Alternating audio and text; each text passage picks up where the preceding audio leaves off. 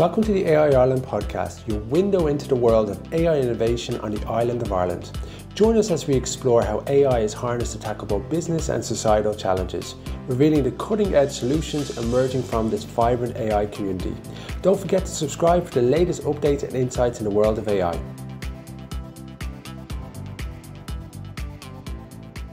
Hello everyone, it is Mark Kelly here. I hope you're doing really well. You are listening to the AI Ireland podcast and I've got Martin Garvey on our episode today. And Martin is a Director of Enterprise Sales at Gong. And I'm actually really excited about this episode for a few reasons. Martin comes to the table today with experience working in professional services, consultancy. He's worked in industries such as travel, telecoms. So he's got a real breadth of what the sales cycle is like with some of these businesses and industries. And also, we're going to talk about how sales has changed. I think it's kind of pretty changed since COVID, or maybe it's kind of changed mid that. But I've got over 22 years of sales, so this is something that gives me a lot of energy. And I know some of the challenges salespeople have, and also trying to get closer to that customer and trying to get some insights to give better services. I think that's going to be really important to talk about. Martin, thank you very much for joining us on the show today. Absolute pleasure. Thanks for having me, Mark. So Martin, you've done so many different things in such a short space of time. So I was looking at like your kind of 20-year kind of experience, and you've worked in really notable companies doing quite diverse things, but ultimately customer experience or that kind of employee experience seems to be at the heart of what you're doing. Give us a little bit of a brief about Gong and what does that company look to try to do and help with?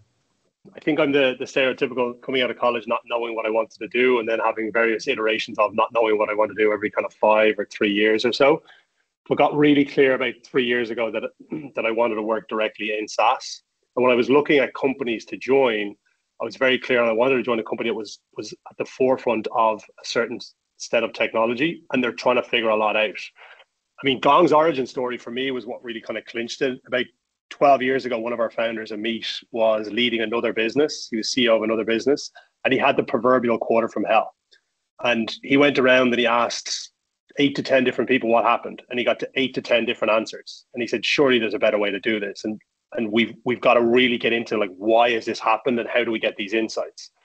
So fast forward 9 years, and Gong is now at the stage it's at with just over 4,000 customers and offices in the US, in Ireland for EMEA, and in Israel with a big base. And we're just opening up an office in APAC as we speak as well. It's a funny one because if you've been on the back end of a bad quarter, there's a lot of soul searching. You're looking at the rest of your year now thinking, am I going to hit my number? And it becomes a really kind of challenge because everybody loves riding the waves. Your jokes are always funny when you're doing well in sales, right? You feel more confident talking to the customer. They can sense that, right? But then when you're coming in from a poor quarter, your confidence drops, the team's morale drop, you might lose a few people along the way. What type of insights can Gong help with? And how do you leverage your platform to support that? Yeah, and I think the important words used there, Mark, is that it is a platform, right? So it's not if you look at the evolutions of Gong over the last 9 years, like we started kind of in the call recording space, and now we've progressed into having this platform where it's across what we call kind of productivity, predictability, and growth. And what I mean by productivity is how do you hire, coach, and build productive teams? I'll talk a little bit about how we specifically do that. And then predictability is about like that piece we talked about earlier with the quarter from hell is like, how do you increase pipeline predictability and forecast accuracy? And then the last part is, which is a focus for every business, is how do you generate and convert high quality pipeline to drive that revenue growth within that? One of the benefits for Gong is that we sit on like the largest data set of sales interactions. So currently at last count, it was just over 3 billion. So we sit on these 3 billion different sales interactions, be it kind of calls, be it emails that go back and forth, every kind of customer facing activity you can imagine. And one piece of research that we recently did, which was across 1 million sales opportunities, which was split across 1,400 companies, is that we found that sellers who use AI to inform their deals, so not just going in and writing an email, it's actually how do you go in and, if you imagine a ChatGPT for a deal, like which we've built ourselves, which is something called Ask Anything, which I may show, is when you use that, your win rates go up by 26%. And within that as well, what we used is when we do use AI recommended activities such as to-dos, as opposed to we open our day and we say, where do I begin? Again, that increases win rates by 50%. So it's Yeah. significant. So it's funny because in the world of sales, right, you come in and you think, spend more time with the top performers, shadow them. What do they do? How do they do it? And get the insights. Now, usually the top performers, they work harder than most people. They've got a bit of a science. Maybe they'll while they're on a meeting, they might book a meeting, right? So they're doing these kind of instant, or they're asking for referrals, or they're asking the challenging questions up front and not shying away from them. So I can imagine from all that data, you're able to grasp so many different insights to help educate other people within the sales team. And then just these tweaks, you're able to then get these higher outputs. And a lot of times it is those tweaks where you've got the same amount of hours in a day, but those people are actually asking the question differently. They're shaping their response differently. They're leading with empathy. They're asking better questions. So you could start to leverage that. So when you mentioned the ChatGPT style interface or ask me anything, is that just trained on a lot of frequently asked questions or responses back to that? Is that how you're kind of fine tuning it? Yeah, and I think to go back for a second to what you said, one of the challenges when you have these top performers, it's either A, it's locked inside them and how do you get it out, or B, it's very manual. I got to go sit in their calls as someone who's trying to learn what they do. And it's very nuanced as well. So we're able to track like how many questions people ask, what's the difference between the top performers and people kind of in the middle or need development work, how many questions they ask and how long do they pause before they ask a question or before the prospect or customer speaks. So we track all of this and then it shows us tangibly. So if you go back to the origination, we couldn't know tangibly and we couldn't know back then what it was. We now can specifically state your top performers are doing this. They're using this talk track. When you use this specific wording, it reduces your sales cycle. And then what we're able to do is just make it available. And the Ask Me Anything piece, which we've designed as well, is it's based on, so we've got 40 in-house models we've built ourselves. So it's based on our own AI capability and then all that data that we sit on, because all AI is not created equally. The fact that we have this 5 times larger than anybody else in the market, that for the amount of data we have, we're able to then train and just make better and better the systems we have. So when you've got that kind of customer piece where you've got a proprietary data, proprietary information that's relevant to you, are you helping customers actually leverage their own insights and their own data to make better decisions? Yes. And I mean, that's particularly what our customer success team, which are one of our rock stars team in Gong is. So we obviously have and it's standard, like when we have our kind of pre-sales and then we have our post-sales piece and then the customers are looking at it, we're deriving at outcomes. So a big focus for Gong at the moment is what are the outcomes we're driving for our customers? And again, across that productivity, predictability, and growth, I won't go into them all, but it's everything from how do you reduce ramp time? So time to first deal. How can we ensure that you are not at 6 months or 8 months? It's much less than that. How do we ensure that your win rate is increasing? How do we ensure that the rep sourced opportunities through that pipeline generation piece is consistently growing? And it's a good example because in the world of sales, that time to first deal is so important because if you get it, even if it takes a while, but you get a taste of that deal, all the hard work that comes after it, because you've got that taste of what success looks like, you're more willing to do it. It also breeds confidence as well to go on that next level. It also reduces churn because for organizations, sales staff, churning of sales staff has a really, really negative impact across the business and ramping up and leveraging that. So you mentioned a few different ways that the kind of power of three, how you'd look into that for an organization. Is there any case studies that maybe stand out to you that you had a company that had this situation and using some of the tools and the platform, you're able to get to this? Yeah, and just double click on one thing you said there as well, Mark, is the benefit of what we have is that if you think about a new joiner, they typically have to, and they do here in Gong as well, we have our onboarding program, but they from day one can access the calls and emails from the best performing reps on the floor. And we actually have libraries built out. If you think about a Spotify playlist, we have a playlist of a folder of recordings of all the best calls. Here's how we handle this objection. So and it's not even I have to go in and listen to the whole call because maybe on onboarding you have the time, but day to day you probably don't. You can go directly to that part of a call or that part of the email and see how the rep handled the actual objection within that. But So again, as I mentioned, like we've got about 4,000 customers, and that's everything from the Fortune 100 down to we might 5 or 7 licenses because we are a SaaS company within that. But if I think about one in particular, is Mintel. So Mintel is a global market research firm that specializes in providing consumer market and kind of product intelligence across various different industries. And they came to Gong and they wanted to improve their efficiency. So because they have so many clients worldwide, I think it's about 6,000, it was hard to detect like patterns in calls, just like we talked about, like, so which was delaying their improvements to customer service. So they were looking for a single tool that could provide the guidance and data from feedback in customer calls. And interestingly, spoiler alert, I'll get to the end first, is that what we worked with them on increased their win rates by 34%. Because Mintel were looking for that, like, how do we have a single tool that provides guidance? One of the trends they realized was that they weren't multi-threading. They weren't multi-threading enough. And what we mean by multi-threading is that rather than having just one contact, you have multiple contacts within a company, and there's obvious reasons for having that.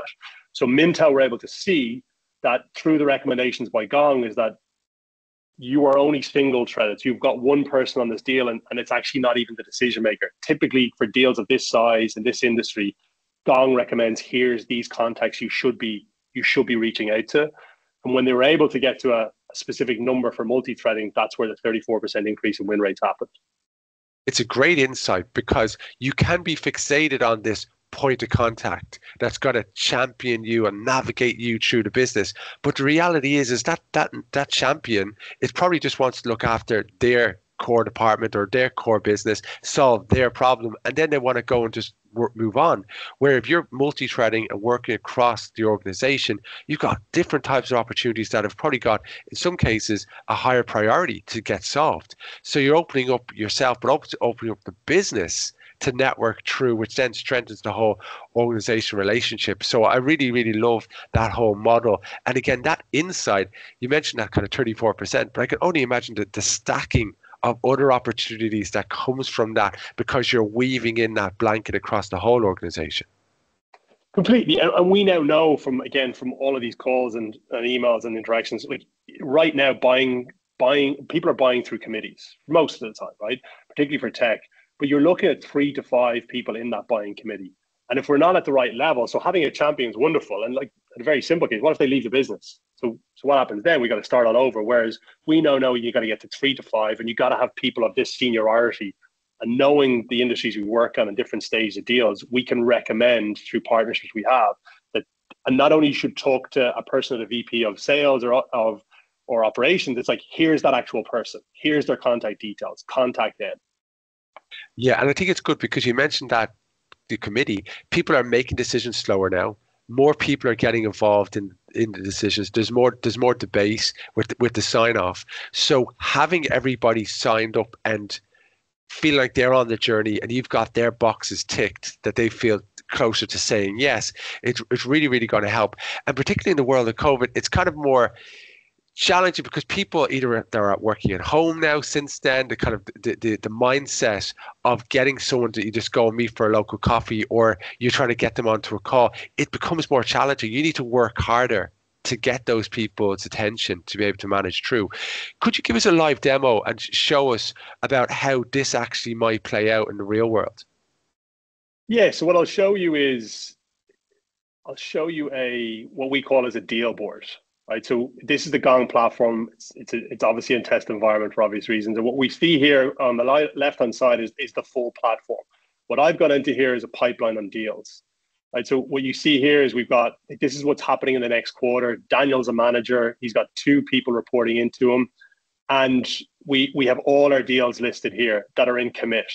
Right, so commit, most likely in best case, people will have different terminology for this. Commit is this is definitely coming in. It's a 95%. We don't commit something if it's not going to happen. Most likely is like a 75%. In best case, the hint is in the name. It's more like it's a kind of a 40 to 20% shot with this.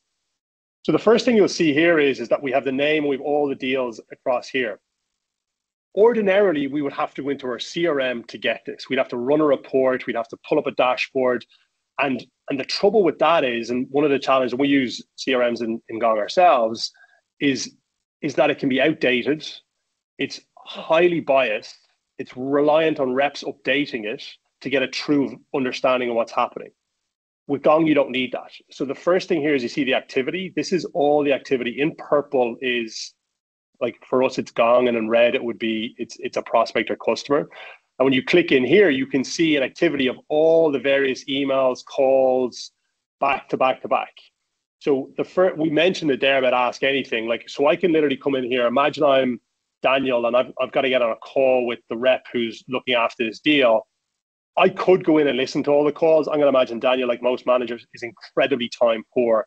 Right before he jumps on a call, he can literally come in here and say, what's the risk in this deal? And what Gong is doing now is Gong is sorting through all the emails, all the calls, all of the back and forth and the activity that's on this deal.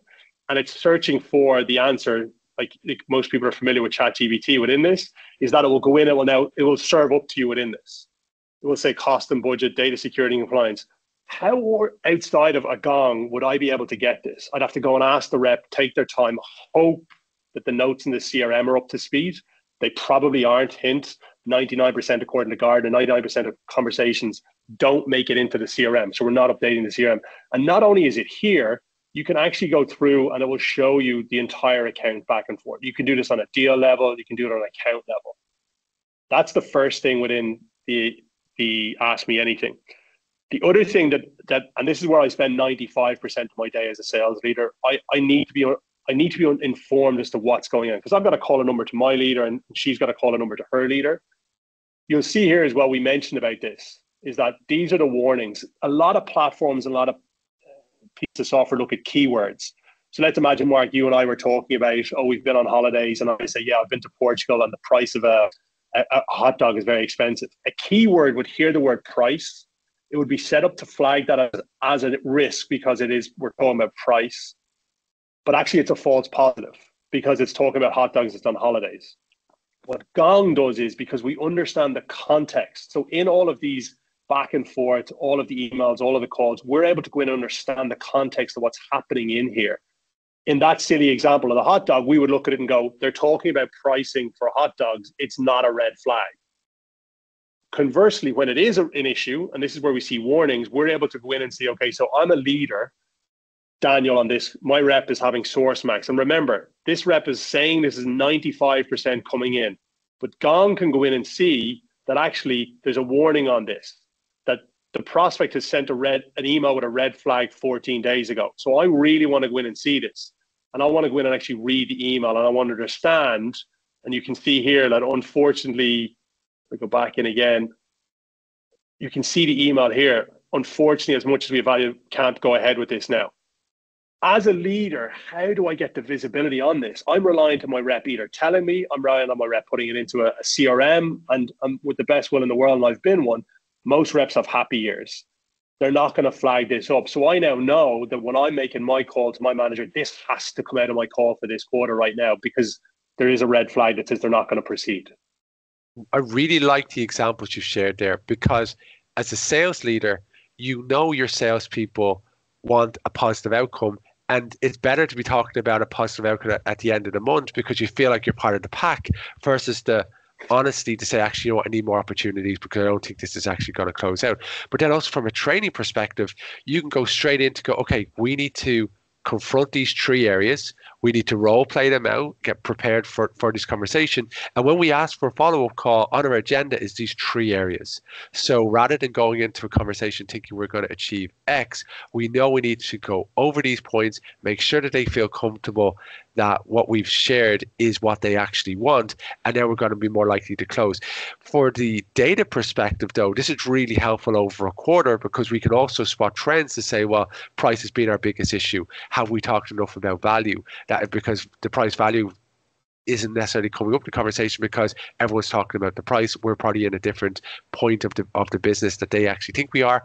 And then the other aspect is the manager can also say to the guys, listen guys, I've got access to these tools. So unless you're doing proper documentation or willing to share more insights from me, I'm going to be able to just pull you up. So let's just cut to the chase and let's be better transparent. very few people like use CRMs, and very few people write detailed information and notes on them. So I think people have to be understanding of that, because people want to be on the call. They want to be making phone calls. They want to be doing this. But there's a lovely way that you can start to summarize these notes and get some great insights from it as well.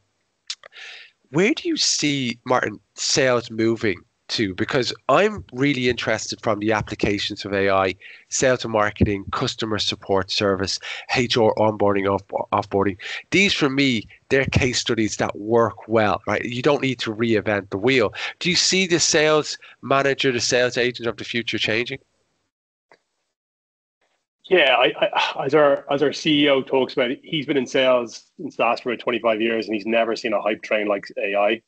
And interesting, we could actually see through our data, the only thing mentioned more than Taylor Swift in 2023 was AI through this. So it's indefinitely, it's a coming theme, and it's here. But I think we've moved from this is cool to, okay, so how is it delivering value? And you can see this now on earnings reports. It's consistently been brought up recently as well. It's like, okay, so great, we're spending, I saw a number there, like 100 billion on this recently, and not us obviously in Gong, but in the markets and people reporting on it. And it's like, okay, so where's the return on that? And I think there's a lot of, we're still figuring it out, quite frankly, but I think there's a lot of really, really great emerging trends within it. So one of them, when we briefly touched on it earlier, Mark, is this idea of instaboarding.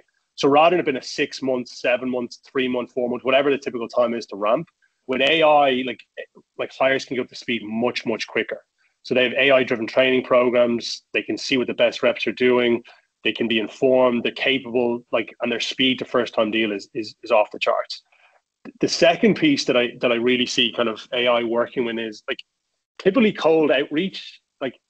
So a cold email that's sent out to someone who hasn't been in contact has a response rate of about 3%. And we're always hearing this, and that's a pretty good return right now. It's not when you think about it, but by industry standards it is. And then you hear personalization at scale. But AI has the ability to know customers better than they know themselves. I think we've all had that experience whereby we get recommended something. Sure, it's an element of AI, but we kind of say, how do they know that about me? And when AI can kind of leverage these insights from different communication styles, preferences, past interactions, and craft conversations and solutions on the fly, so it doesn't take months or weeks to come up with this, then it's how does it make that customer feel? And what we're seeing is it makes them feel uniquely understood and valued. The last one that comes to mind for me is kind of like, how do we have one step ahead? So I continue to go back because it's the origination of Gong, is we were behind, or Amit, certainly his last company, was behind when he was looking at what happened. But in actual fact, with AI, like, we can analyze vast amounts of data to forge highly predictive sales strategies, so anticipate the next steps, like what is it the customer needs, even potential objections before they actually arise. Like, the power of that proactive approach is, again, the tailoring that to the customer even before they articulate it is just a mesmerizing customer experience. Yeah, it's getting that tacit knowledge to the newbies coming through, setting them up on a strong foundation, and then feeling comfortable with the gasp and saying, okay, here is the objection we can imagine you're having. We feel them too. Here's a solution around that as well. Martin, how do people get in touch with yourself and the sales team if they want to move forward? So again, it depends on where they're based, right? Let's say they're in Ireland within this. I'll give you out my email. You can drop me a note on it. It's just martin.garvey@gong.io. Drop me a note on it rather than sending you to a website. Obviously, the website gong.io as well within that, and someone will pick it up if there's interest within it. Martin, thank you very much. There's been wonderful insights, and we've actually packed in a big subject into a short space of time as well. The demo for me was really, really beneficial. Thank you very much for your time. Absolute pleasure, Mark.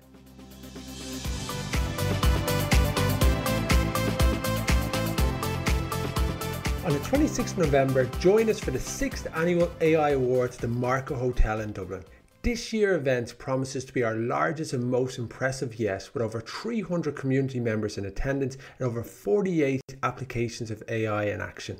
This truly is an incredible world-class event, and we are inviting you to this event. Experience the excitement live, because we're going to be capturing this with a world-class film crew, and it's going to be streamed online. However, if you want to join us in person, Book your table now because opportunities are limited. If you're interested in sponsoring this year's awards, please contact me at Mark@AI Awards for more information and see the best in class of AI applications on the island of Ireland.